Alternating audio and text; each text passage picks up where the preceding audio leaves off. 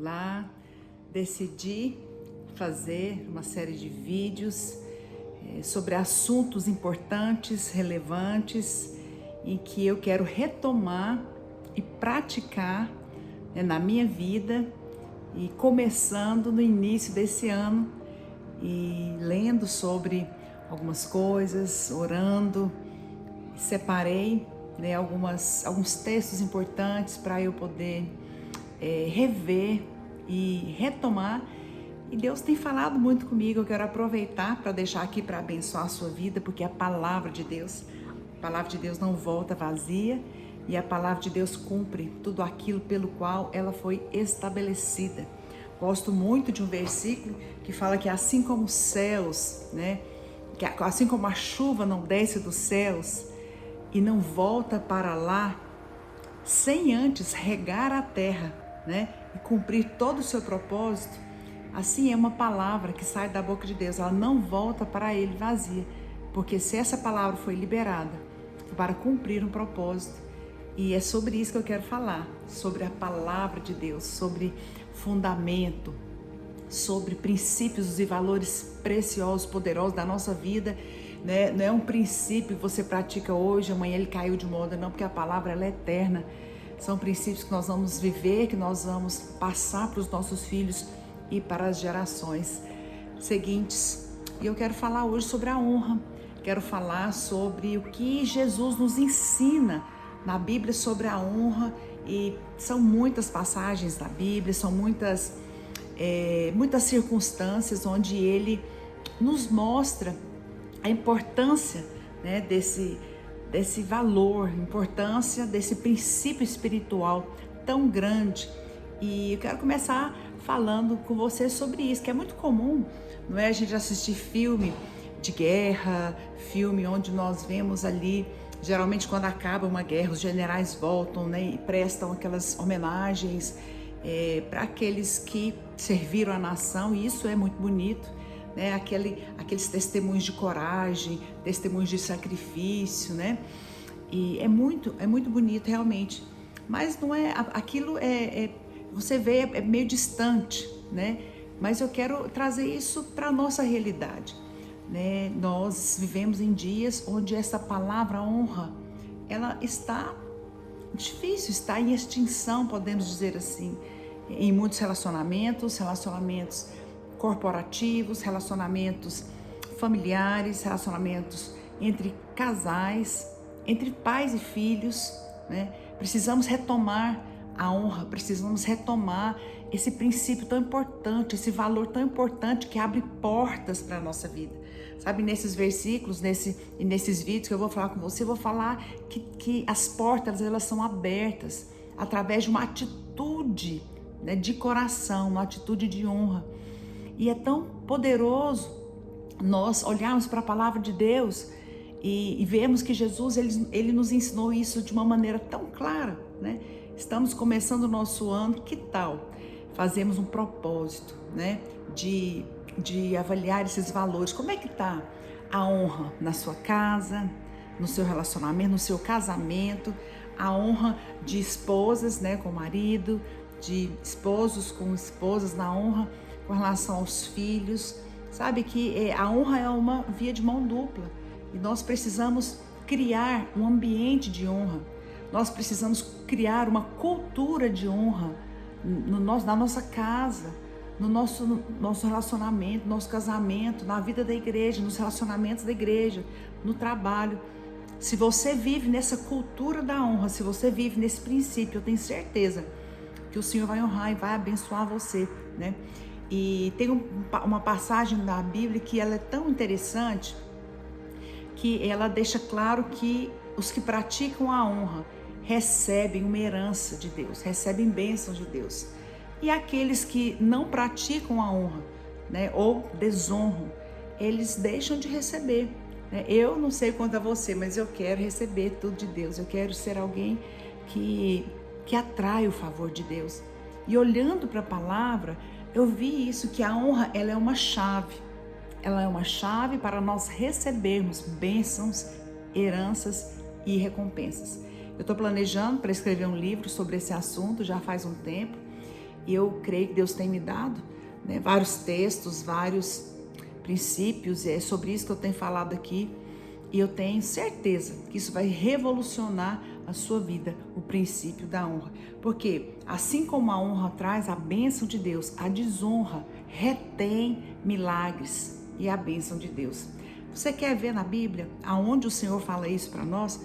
A Bíblia fala que em Marcos capítulo 6, no versículo 5, a Bíblia fala que Jesus já fez muitos milagres, né? Tinha feito milagres de ressuscitar mortos, multiplicar pães, transformar água em vinho, curar aleijados, curar cegos, mudos, surdos, expelir demônios. Então, ele tinha feito muitos milagres. Mas em Marcos 6, verso 5, a Bíblia diz: Jesus não pôde fazer ali nenhum milagre. Uau, nenhum! Senão curar uns poucos enfermos, impondo-lhes as mãos. Olha, por que será que Jesus não pôde fazer? A Bíblia fala, não fala assim, Jesus não quis, né? Não, a Bíblia fala que ele não pôde. Ele tinha todo o poder, ele poderia fazer qualquer coisa, mas naquele lugar, ele não pôde fazer milagres. Qual foi, né, a barreira, qual foi ali, o que aconteceu ali que Jesus foi impedido de fazer milagres? Por onde ele andava, ele fazia milagres, mas em determinado lugar, ele não pôde fazer algumas pequenas curas. Sabe aonde foi? Na sua própria cidade, ali em Nazaré. Exatamente onde Jesus cresceu. A cidade de Nazaré foi a cidade que Jesus cresceu, que ele estudou, que ele conviveu. E a Bíblia diz que ali ele não pôde fazer nenhum milagre, em Nazaré. Olha o que a Bíblia diz aqui em Marcos 6, verso 2 ao 4. Vou ler aqui mais rapidamente para a gente não gastar tanto tempo e pegar aqui a essência, né, desse texto. Eles falam assim: de onde vem este? Que sabedoria é essa que foi dada? Isso eles perguntando a respeito de Jesus. E como faz maravilhas por suas mãos? Não é esse, né, o carpinteiro? Não é esse o filho de Maria, o irmão de Tiago, José, Judas e Simão? E não vem aqui entre nós as suas irmãs? Ele vive aqui. Escandalizaram-se dele. Jesus, porém, lhes disse: não há profeta sem honra senão na sua terra, entre os seus parentes e na sua casa. Que coisa terrível. Então, os seus parentes, seus irmãos, né, até a sua vizinhança, olharam para Jesus, perguntou: quem que é esse? Quem que ele acha que é? Aos sábados, Jesus chegava na sinagoga, pegava o livro da lei e ele lia, e teve uma situação onde liu o livro de Isaías, né, falando que ele viria, e ele falou: esse que vos falo. Então, quando ele se colocou na posição ali de ser Jesus, o prometido dos profetas, eles ficaram escandalizados. Quem é esse? Quem que ele acha que ele é? Ele está aqui brincando na rua com meu filho, ele é o carpinteiro que fez a mesa lá da minha casa, agora está falando que é o filho de Deus, né? Quem que é esse? Quem que é esse que cresceu entre nós, frequentou a escola? De repente eles poderiam falar: esse aqui estudou a Torá com meu filho, vive aí brincando na rua, agora chega falando que é o filho de Deus, chega falando que é o prometido. Porque havia uma promessa que está ali em Isaías capítulo 9, versos 6 e 7, dizendo: porque um menino nos nasceu, um filho se nos deu, o governo está sobre os seus ombros, para que se aumente o seu governo e venha paz sem fim sobre o trono de Davi e sobre o seu reino, desde agora e para sempre. Olha, havia uma promessa. Qual que era? A promessa do Messias, a promessa de uma criança que iria nascer, que ia trazer paz, que iria trazer, né, o reino de Deus. E lá nessa promessa de Isaías diz isso. Agora, de repente, eles tinham a promessa, eles estavam esperando o Messias. Quando ele vem e fala: sou eu. Quando ele lê Isaías, lá na sinagoga ele fala: sou eu. Eles olham e falam: não pode ser. Porque eles estavam esperando um rei. Eles estavam esperando talvez um rei vir, né, sei lá, hoje ele viria de avião, de tapete vermelho, mas naquela época, de repente, de carruagem, né? E todo pomposo. E não, o reino de Deus veio através de uma criança e ele estava ali do lado deles.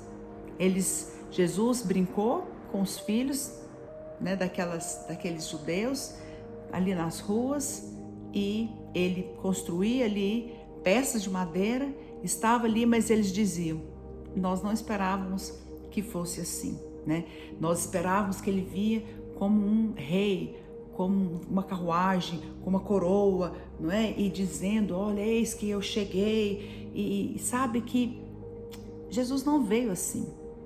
E eles desonraram porque não reconheceram a oportunidade da sua visitação, não reconheceram o Filho de Deus, não reconheceram que ele era o enviado de Deus, trataram Jesus como uma pessoa qualquer, e trataram Jesus como: não, quem que é esse? Ele não está ali brincando com meu filho, ele estava aqui agora essa semana. Ou seja, eles não deram a honra devida, não é verdade?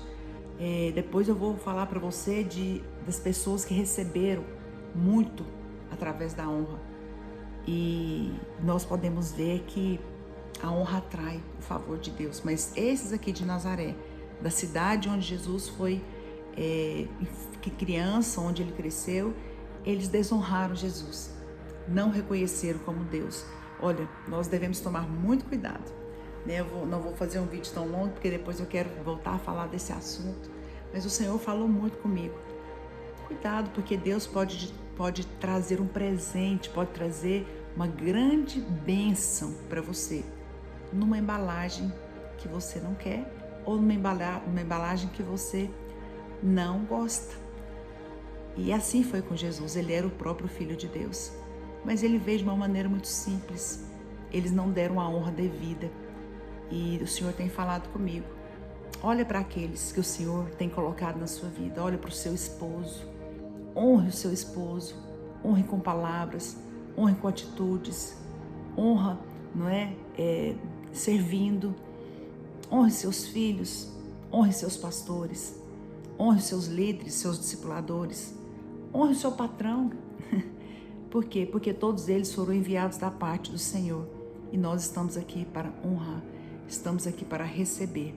E essas pessoas foram colocados como autoridade de Deus nas nossas vidas. Jesus estava ali, cheio do poder, como o próprio Deus. Ele poderia fazer qualquer milagre, mas a Bíblia fala, ele não pôde fazer, porque não foi honrado, não foi reconhecido como honra, como aquele Filho de Deus Todo-Poderoso, aquele que tinha vindo para trazer paz, o reino de Deus. E assim também as pessoas que Deus coloca nas nossas vidas são pessoas que vieram da parte de Deus, e por isso nós precisamos honrar, né? Que você tenha um coração para reconhecer o cuidado de Deus na sua vida, reconhecer a provisão de Deus na sua vida através das pessoas que Deus tem colocado na sua vida. Você possa honrar, porque aqueles que não honraram, que foi o povo de Nazaré, não recebeu grandes milagres, algumas pequenas curas. Eu quero receber milagres, eu já decidi, eu vou honrar meu marido, vou honrar as autoridades, vou honrar meu pastor, minha pastora, eu vou honrar as minhas discípulas, vou honrar os meus filhos, aqueles que Deus tem colocado na minha vida. Eu quero reconhecer, bendito que vem, em nome do Senhor. Eu tenho certeza que grandes milagres acontecerão, porque a honra atrai o favor de Deus. Que Deus te abençoe.